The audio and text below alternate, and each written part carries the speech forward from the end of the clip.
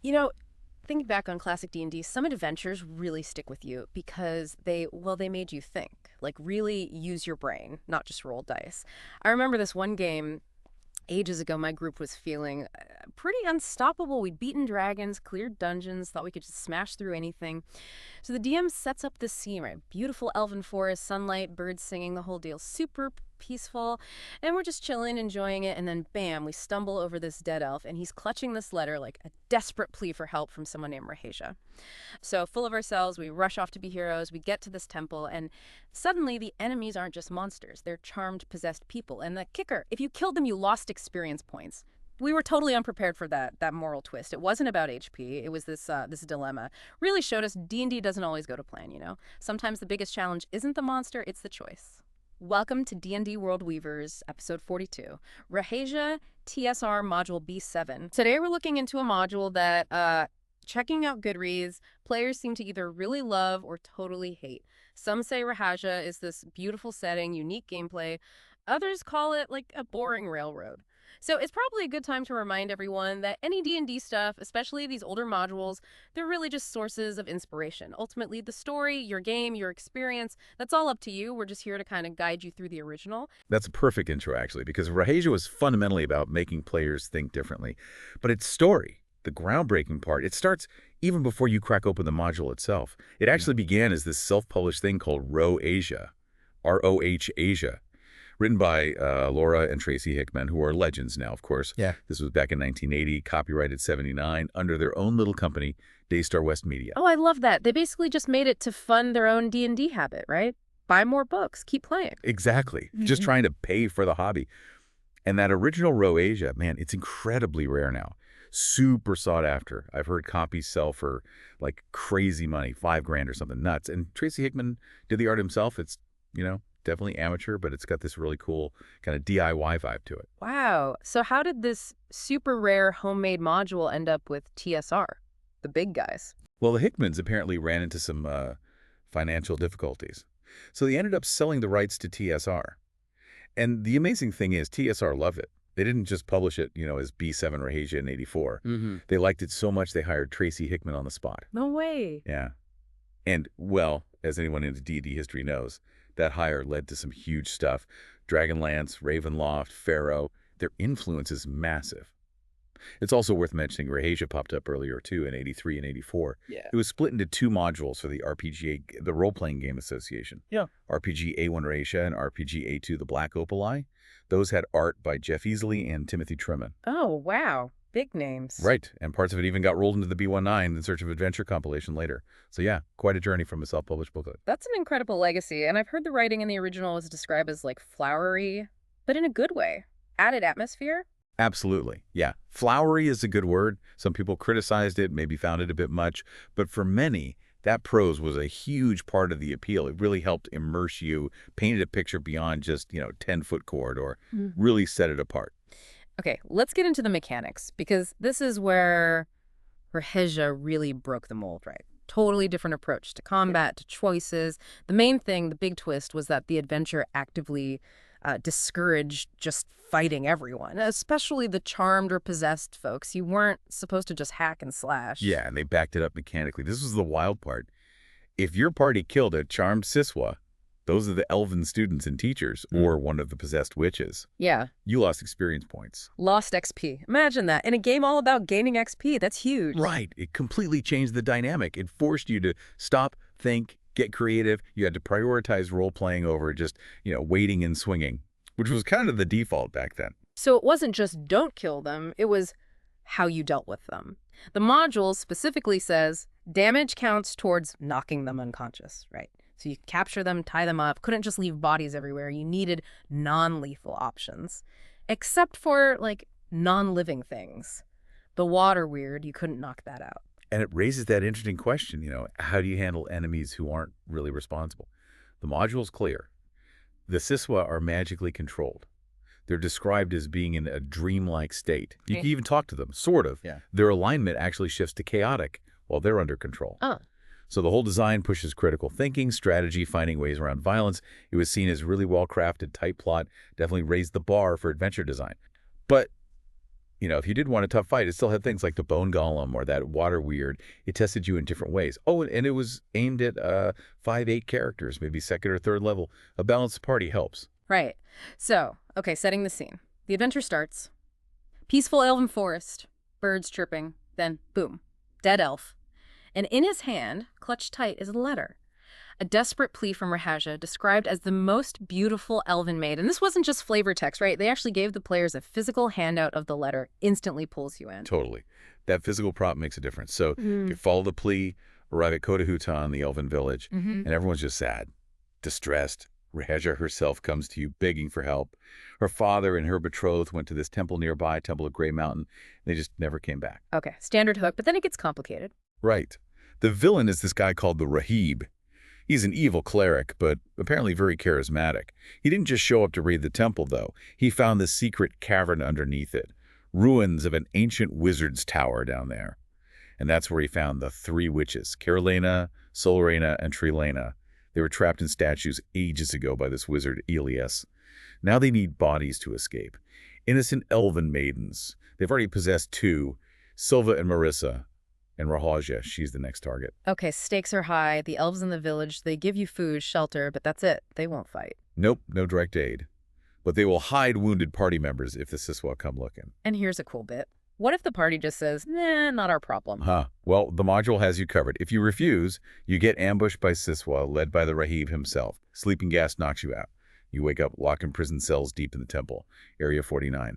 So you're forced into an escape scenario right off the bat. A clever way to make sure you get involved. Yeah, no avoiding the plot there. So assuming you agree, you journey to the temple. Elves give you a map, warn about wandering Siswa patrols. You gotta be sneaky. Exactly. Stealth is encouraged.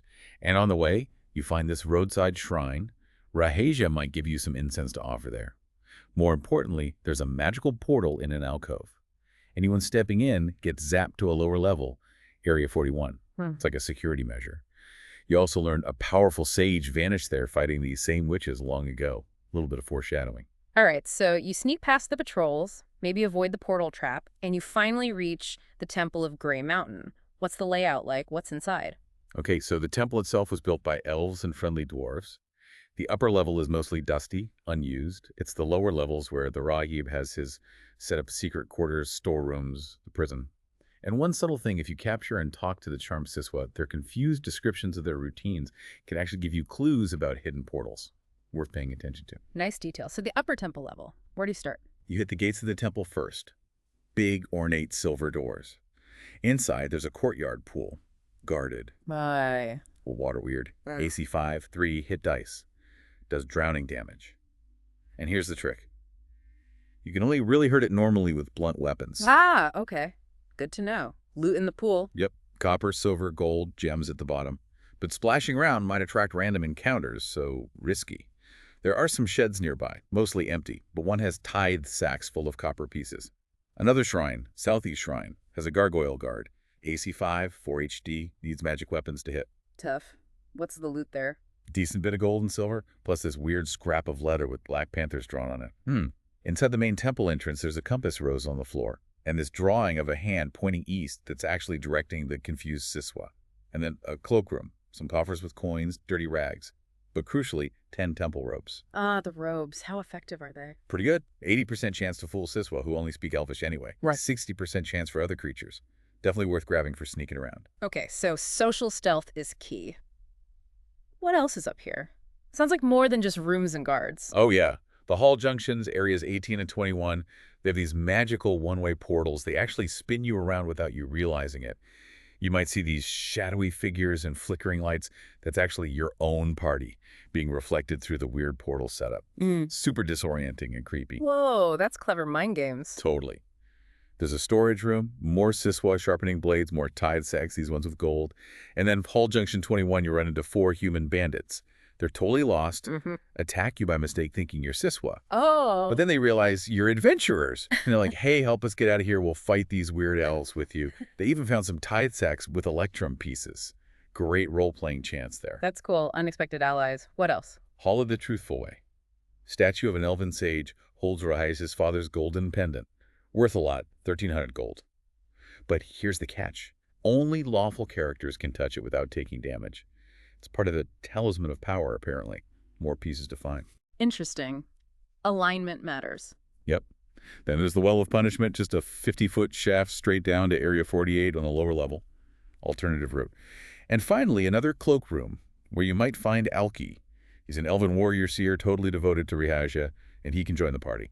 Potential ally. Okay, so the upper level is a mix of traps, illusions, potential allies, and those crucial robes. What about the middle temple level? All right, down you go. You find the Hall of the Siswa. It's got 2 magic portals. Cassini, which receives food from below, and Kasana, which sends trash out to a marsh.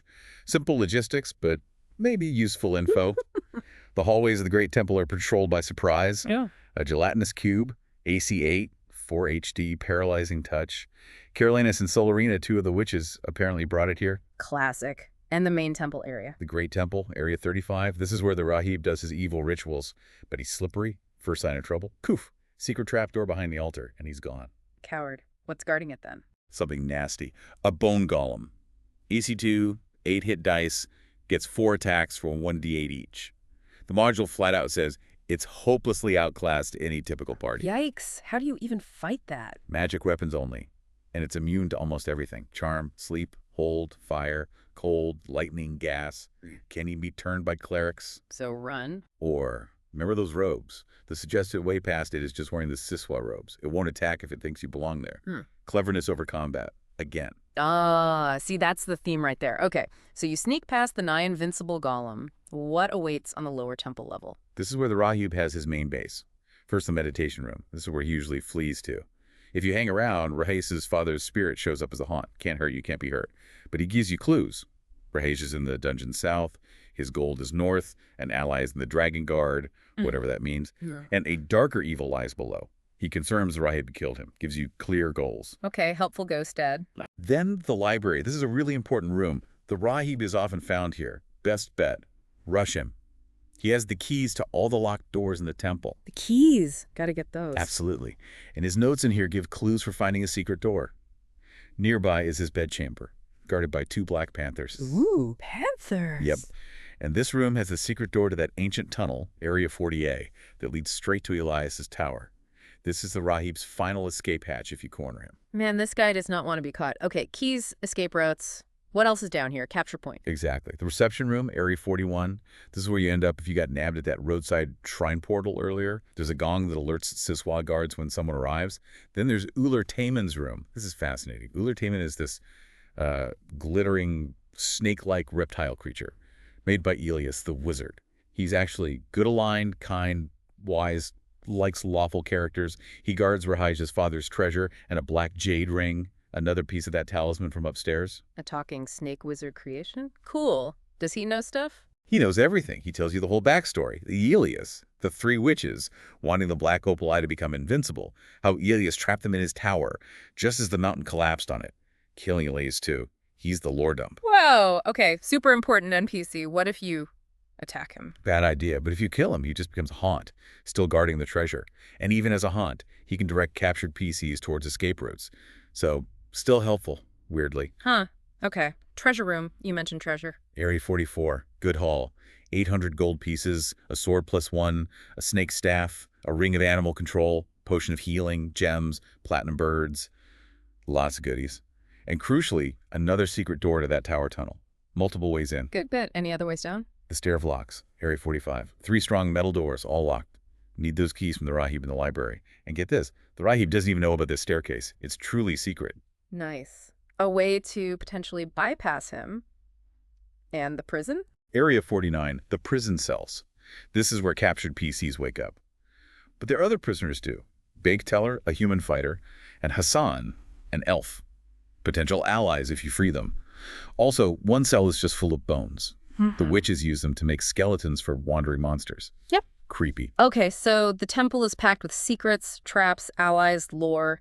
But the real endgame, the darker evil, is in Elias's tower. What awaits there? Sounds like it's going to be weird.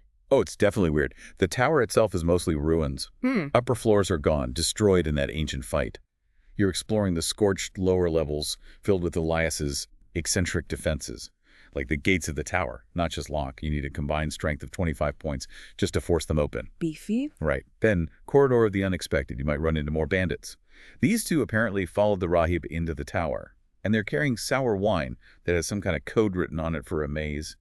Hints of the puzzles to come. Wine codes. Okay, this is getting interesting. What are some of the highlights in these halls of grandeur? Well, the Tomb of Souls, Area 54, is pretty major. You find the Book of Years and the Windscribe, that's an intelligent quill.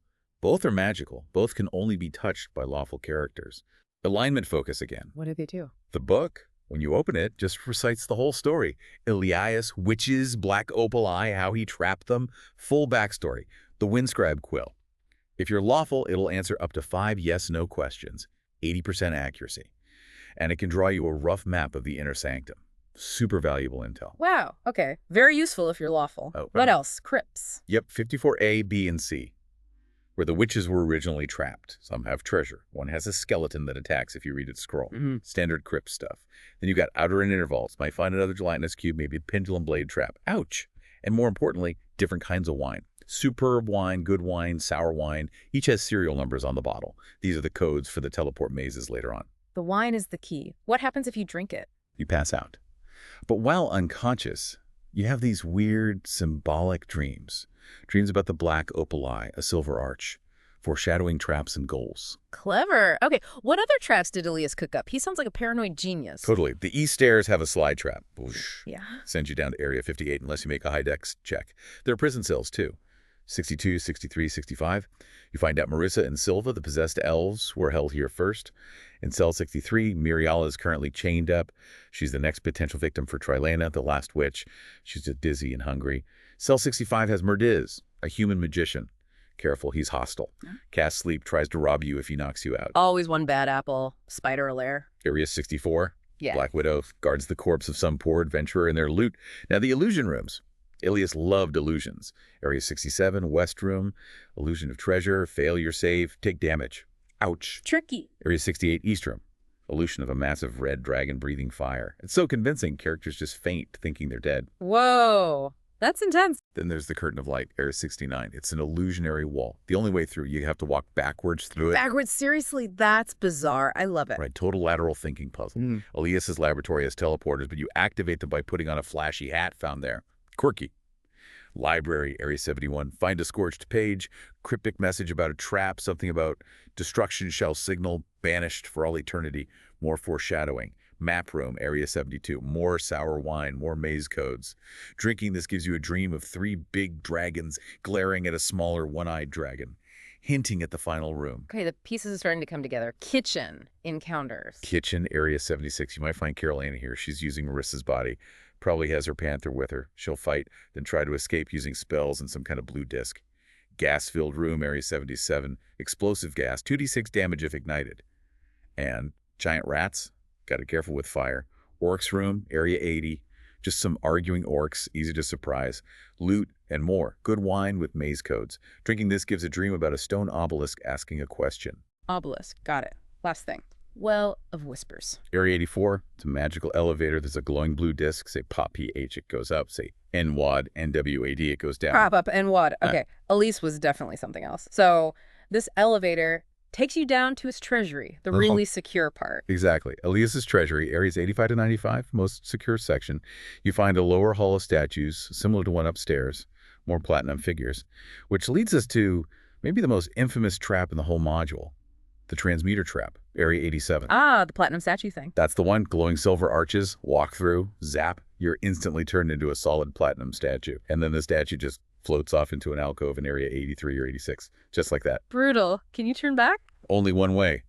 The statues revert to normal only when the witches are destroyed. So you might pass hallways lined with previous adventurers, frozen mid-step, waiting for you to succeed. High stakes. Whoa. Okay, that's memorable. What else is in the treasury? Witches' rooms. Yep. Carolina's room, 89, Oh. has a magical perfume, boosts female charisma to 18, and a teleporter. Solarina's room, 90, has a hidden locked door she uses to escape to Area 105. She might even pretend to be a prisoner if you find her here, and she can summon her Black Panther. Tricky. Always gotta be careful. Okay, the wine, how does that pay off? Area 91, the wine taster. Neferda. It's a statue. You pour wine into its mouth. Based on the quality and the serial number from the bottle, it opens one of 3 portcullises. Superb wine opens the way to the North Maze. Good wine to the West Maze. Sour wine to the South Maze. Finally. The wine puzzle makes sense. So these mazes. The teleport mazes, areas 92, 93, 94, they're complex. Each room has multiple archways. Only one arch teleports you to the next room in the sequence. All the other arches, they teleport you straight to the arena. The arena? What happens there? You fight monsters. The type depends on which maze you messed up in. Could be skeletons, orcs, zombies, panthers, spiders, even ogres, minotaurs, or a green dragon. A green dragon for taking a wrong turn. Okay, Elias did not mess around. So, if you survive the mazes or the arena, you finally reach the inner sanctum, the end. Almost there. You arrive first in the outer temple, area 96. This is the receiving area from the mazes. And here's that stone obelisk from the wine dream. It speaks when you question it. It asks 3 questions. Your name, your quest, and what is the first name of the last creature you killed? Ooh, tricky. What's the answer? Well, if you've been playing smart and avoiding killing the charmed folks, the answer is probably no or none. Ah, testing your adherence to the module's theme. Clever? Yeah. What if you answer correctly? It answers 3 of your questions about how to finish the quest. It gives a big clue. Beyond the 3 temples of the elements, the Black Dragon's Eye waits for thee. Talks about ending the evil. And crucially, there's a depression on the obelisk. You place the Black Opal Eye here to purify it, make it ready for the final step. Okay, purify the eye at the obelisk. Got it. Then the temples of elements. Fire, wind, earth. Right, areas 97, 98, 99. To open the secret doors into the final area, you put your hand in an engraving on the wall and answer another question. By what name call you these temples 3? And the answer is? Earth, wind, and fire. Or something close. Yeah. Get it wrong. Trap, fire burst into the fire temple, mini tornado in the wind temple. Earth, wind, and fire. Love it. Any surprises here? Carolina, the witch, might actually be hiding in the earth temple if you didn't deal with her back in the kitchen. One last potential fight before the end, and then you open the final door. You are in the inner sanctum, area 100. The final showdown. All right, lay it on us. What's it look like? What's the final challenge? Okay, picture this. 3 huge dragon head statues, north, west, and south, all facing a smaller dragon statue in the center. Inside the north statue, that's Marissa's body. Inside the south statue, Silva's body, you can hear their minds crying out for help, telepathically. Creepy. And the west statue? That holds Trelena, the last witch, still trapped but needing a body. Now, if a female character with charisma 15 or more touches this statue, Trelena tries to possess her right then and there. Whoa. What about guys or lower charisma women? They just take lightning damage, so dangerous either way. And the small statue in the middle, it's missing its right eye. Big, obvious empty socket. The black opal eye. That's where it goes. But where is the eye itself? You actually have to backtrack slightly, or maybe you found it earlier. It's hanging way up high 40 feet. In the South Treasury, Area 105, you need to climb, grapple, use levitate, whatever works. Yeah. The witches draw power from it. They know where it is, even if they don't have it. Okay, so the grand finale. How do you win? How do you destroy the witches? 2 steps. 1, take the black opal eye to the obelisk in Area 96 and purify it. 2, take the purified black opal eye back to the inner sanctum, Area 100, and place it into that empty right eye socket of the small dragon statue. And then what happens? Big magical explosion. Pretty much. The results are awesome, really satisfying payoff. First, the spirits of the 3 witches get permanently locked inside the eyes of those big dragon statues, trapped forever. Second, Marissa's and Silva's bodies are instantly restored to full health, free. Third, the 3 big dragon heads crumble to dust, the trapped eyes banished, poof. Fourth, and this is huge, all those platinum statues scattered through the tower, they all revert back to their original forms. All those trapped adventurers are freed. Yes, that's amazing. Rescue mission complete. Right. And these newly freed NPCs can then run around and help rescue any other prisoners you might have missed.